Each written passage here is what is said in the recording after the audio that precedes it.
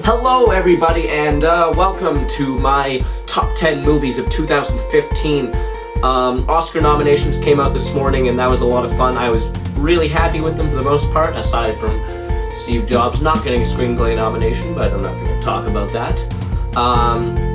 Anyway, when they came out this morning, I was like, this is the perfect time to put out my top 10 movies of 2015 list in video form, as you can see me on video. So I'm just going to basically jump right into it with a couple of things to start. I'm going to try to make this video really quick as far as a top 10 list of this sort of thing goes, because I have a lot of stuff to talk about with these movies, but I'm going to try really hard not to make this actually watchable and not like 40 minutes long. So there's a couple movies that didn't make the list, and some of these movies were up there for a while, and then a bunch of new movies came out and kind of took them out of the race, which is unfortunate because I would love to put them on my list because they were awesome and they just didn't quite make it. So these movies, jumping into it, here are my honorable mentions. So honorable mentions, these are 5 movies. I have my little list right here, so if I look down, that's just because I'm looking at that. The 5 movies that are on my honorable mentions list are Kingsman: The Secret Service, which was really unfortunate that I couldn't put it on, but as much as I did really like that movie, there was some stuff that didn't work for me, and it felt a little empty to me at some points, and most of that was redeemed by the awesomeness of the church scene, but also, Mission Impossible 5, which was actually my number 1 for quite a long time, and then, as I said previously, a plethora of good movies came down from the heavens and bumped it off the list. Also, Paddington, which I really like Paddington, came out at the beginning of 2015. I actually just looked on my Facebook memories. I saw it a year ago today, which is pretty cool. Paddington is definitely a kid's movie, it's very evident that it is, but I still adore that movie, and it's a shame that I couldn't put it on my list. Last but not least, Inside Out, which is the second most recent Pixar movie, and I do really like Inside Out, but that was something like Kingsman for me, where it felt like a little bit of stuff was missing, and I did really like it though. And that's why it's too bad that I can't put it on my list, but I didn't ever really think it was going to make my top 10 list, but I do want to give it a little bit of a shout out. Alright, let's get on with the actual list.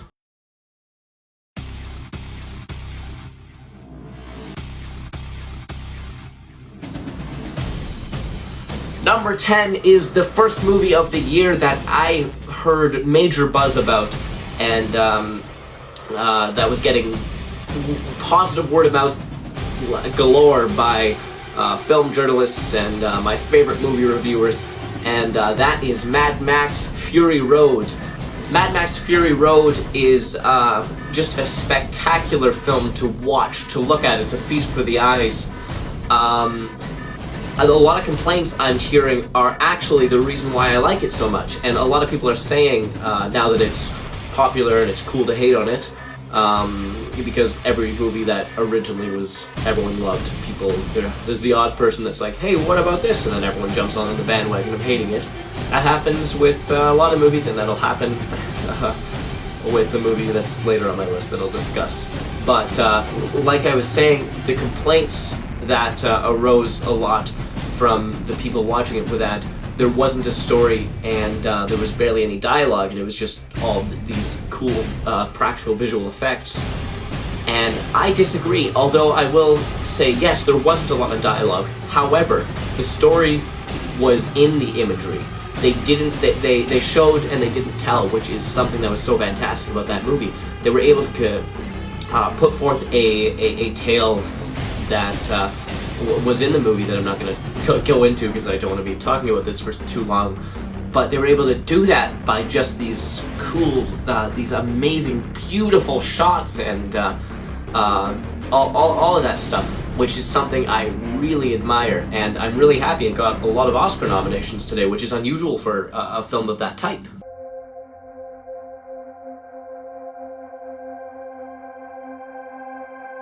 Number 9 is a movie that I heard, the small circle of film critics and stuff that watch the sort of more independent movies before it was cool. And I didn't actually get a chance to watch it until late August, I believe. And that is Ex Machina. Now, Ex Machina is a movie that feels very Twilight Zone-y.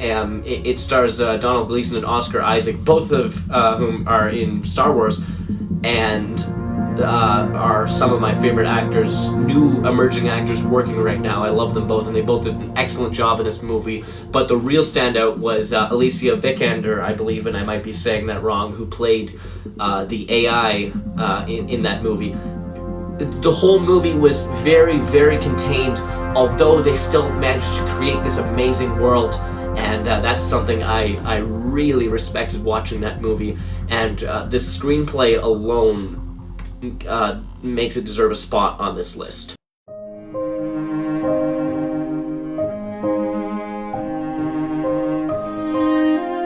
Number 8 is Room.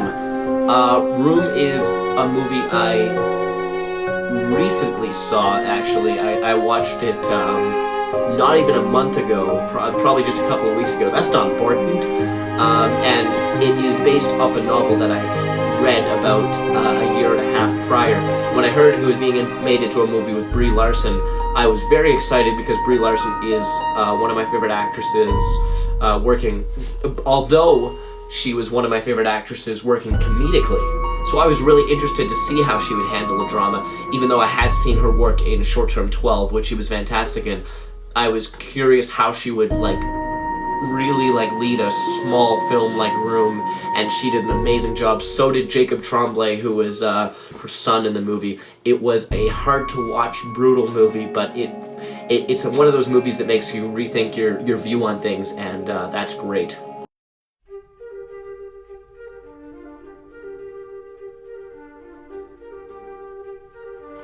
Number 7 is Star Wars The Force Awakens. And I know people are going to be kind of, maybe, I don't know, getting mad at me because it's so kind of low on this list. But trust me, I saw a lot of movies this year, and for it to have a spot, even at number 7, is great. And don't get me wrong, I loved this movie, and I have no problems with it. I'm not in the boat that's saying it's just a rip-off of the previous Star Wars movies. I think it pays brilliant homage to Episode 4 and mostly, but also 5 and 6. I think J.J. Abrams did an awesome job bringing in these new characters. All of that. The reason it's lower on my list is because there was better movies this year. And as much as I love Star Wars The Force Awakens, I had to sit back and say to myself, look at these movies and look at Star Wars and which are the better films. And as much as I had so much fun, and I've seen Star Wars the most of all these movies, I placed it in its appropriate spot, in my opinion.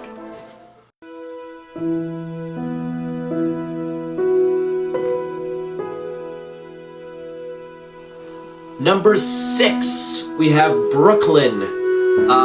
Brooklyn is the most recent movie I saw. Oh, that's a lie, sorry. There's a movie later on that I saw more recently. But Brooklyn is just really awesome. It also stars Donald Gleason, and it's one of those movies that's just it's a nice movie to watch. And of course it's not just all sunshine all the way through, but it's one of those movies that, I just kind of, I feel the emotions watching it, but I feel content while I'm seeing it, and it just had such a nice feel to it and such a nice flow to it, and it was such a nice, possibly you could call it a romantic comedy, even though the comedic elements are kind of overshadowed by the dramatic elements. And it's just a really good romance movie, which you don't see a lot.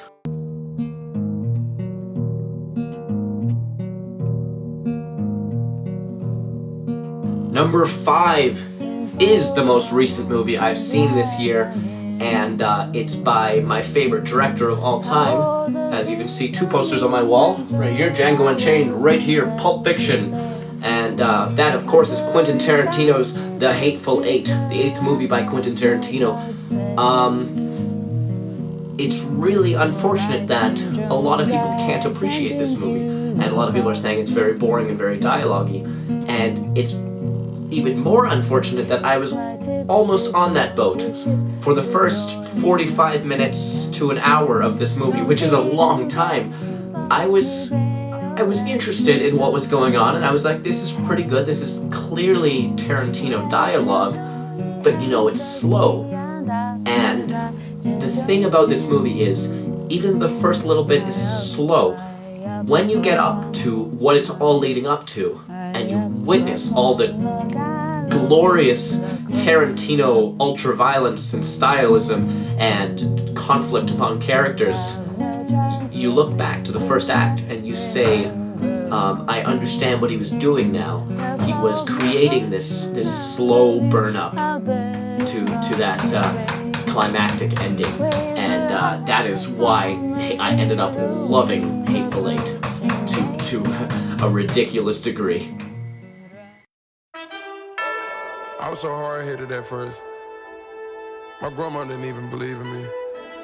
Number 4 is Creed, and before I say any of this about the movie that I'm gonna say, I am not a massive Rocky diehard fan. I've seen I believe 3 Rocky movies, and not 1, 2, and 3. I've seen like 1 and 3, and I can't remember. I loved the original first Rocky a lot, and that's not to say I don't like those movies. I really like them, I just haven't watched all of them. It's a gap in my movie knowledge. But Creed is just stunning to look at. The cinematography is beautiful, the directing is amazing.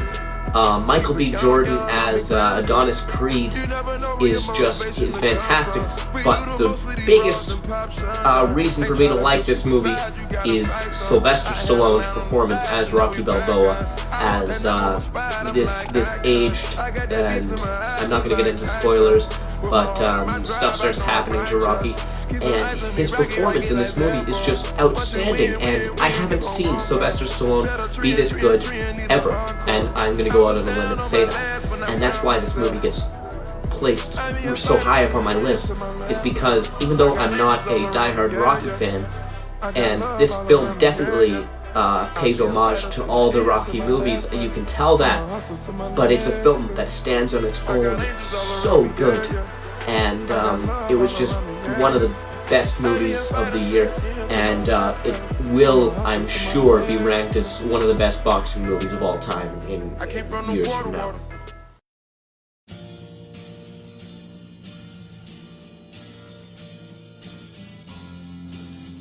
Number 3 is the funniest film of the year by far, and that is the Golden Globe winning comedy, The Martian.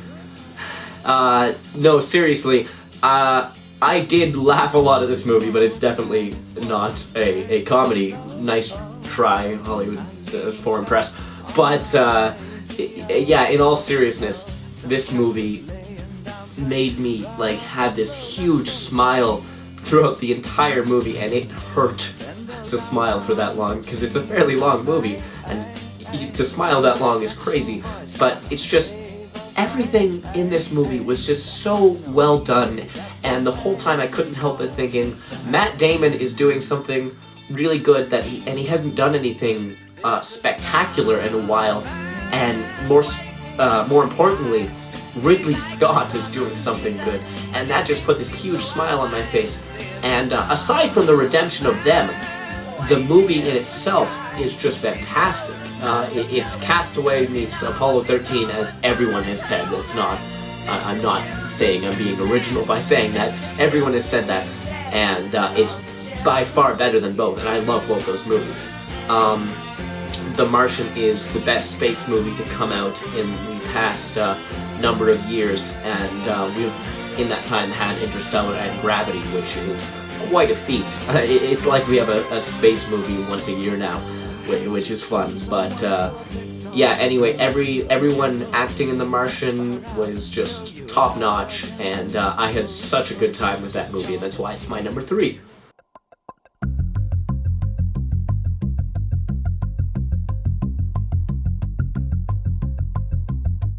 Number 2 is actually one that I was pretty much certain would be my number 1 movie of the year at the end of the year, and then another movie came along, which I'll get to.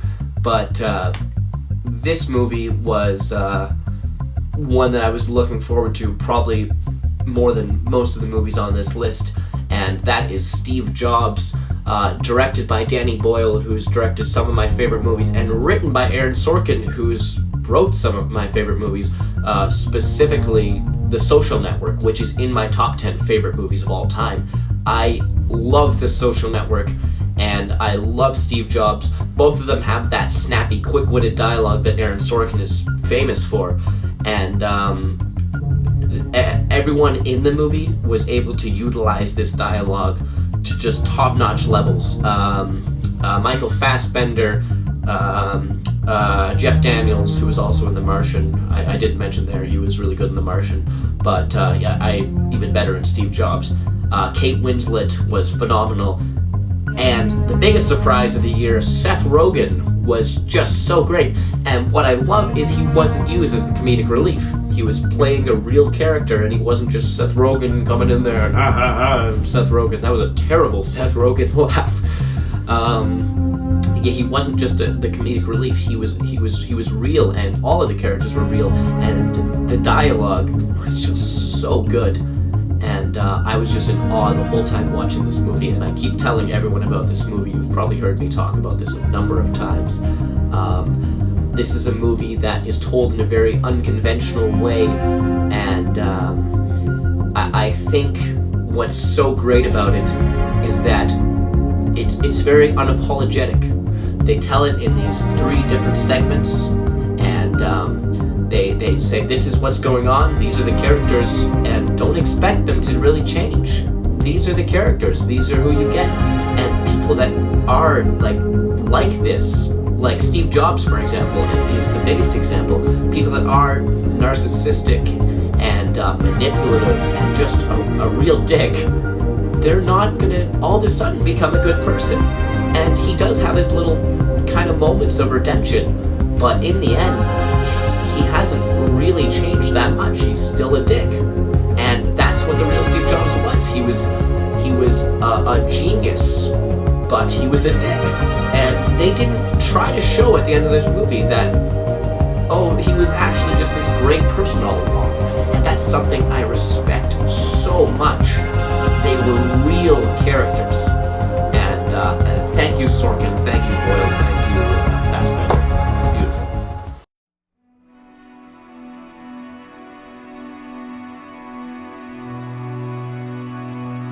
And finally, my number 1 movie of the year is The Revenant. I saw The Revenant a couple days ago, probably verging on about a week ago, in theaters, and I was actually waiting to see this movie in theaters. I had a screener copy that was sent to me by a film critic buddy, but I knew that this was going to be a movie that I needed to see in theaters. Now, Alejandro Inarritu is coming up there. It was one of my favorite directors. Birdman was my favorite movie of last year too, and he obviously also directed Birdman. And Birdman has now it's now in my top 15 movies of all time. And astonishingly, even though I only saw it about a week and a half ago, The Revenant is too. I walked out of The Revenant, and I'm usually the kind of person that says, okay, yes, you really liked the movie, but that's because you've just seen the movie, and you kind of have to slow down and don't just say it's your favorite movie, because you need some time to think about it. I'm throwing all that out the window, because when I watched The Revenant, it was a movie that I was waiting to see my whole life. It was one of those experiences that were just absolutely incredible, and I knew that this is one of the best movies I've ever seen, and this is probably one of the best movies of all time. I honestly feel that way, and I know a lot of people aren't going to share that opinion because some people are going to find it artsy, some people are going to find it slow. For me, I thought it was brutal and hard to watch and beautiful. It was just beautiful. The acting in it was phenomenal. The cinematography, the directing, those combat scenes, I don't know how they did it. And obviously the scene with the bear that I'm not gonna spoil, but that scene is an achievement in cinema. The whole movie is an achievement in cinema. I can't believe that I have two movies that came out this year and last year from the same director, that both of them I think are in my top 15 and some of the best movies ever made. I can't believe that. That's just so absolutely fantastic. I read an article the other day that said cinema is declining and we'll never be able to get those peak movies back. The Revenant is my argument. I put that on the table and I say I disagree with you. Because look at that movie and look at all these movies on my list and see what we're coming up with now. Like, this is a time for a new era of filmmakers and some of the old filmmakers to try something new. And that's why I think this modern time is definitely a time for a lot of cheap money-making crap. But it's always been like that. Movie making is an industry, and we remember the greats. We don't remember all the crap that came out always. And just because there's a lot of bad movies coming out, we shouldn't let that overshadow the astonishingly good movies that have come out, such as The Revenant, such as Steve Jobs, such as The Martian. And sorry, I'm going off into a tangent here, but I just feel very strongly about this, and I feel like it's something I kind of needed to get off my chest. And this would be the video to do it.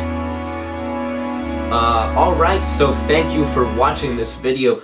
I don't know if I said at the beginning of the video, but there's 3 movies I haven't seen yet this year, and those are The Big Short, Carol, and Animalsia, and Animalsia has a very strong possibility of making this list because Charlie Kaufman, I think, is one of the best writers of all time, and he's my favorite writer, and to see a movie that's getting that much critical praise, most likely I'm gonna love it, and it probably will end up on my list. But this is my list. For now, I may end up seeing that movie, but it's not making the official list. It might make it in my heart. Last thing I want to say is that this video is dedicated to the memory of Alan Rickman, who, of course, was Hans Gruber in Die Hard. He was in Galaxy Quest. He was obviously in Harry Potter.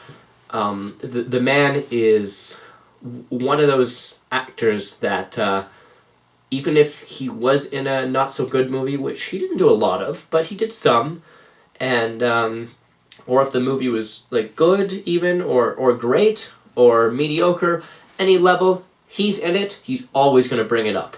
He's always going to make it better. He's one of those actors. And that's something you can't say about a lot of people. That he doesn't usually just phone it in. He delivers on these performances. And I tip my hat to someone who will surely be remembered as a legend on the stage and on the screen.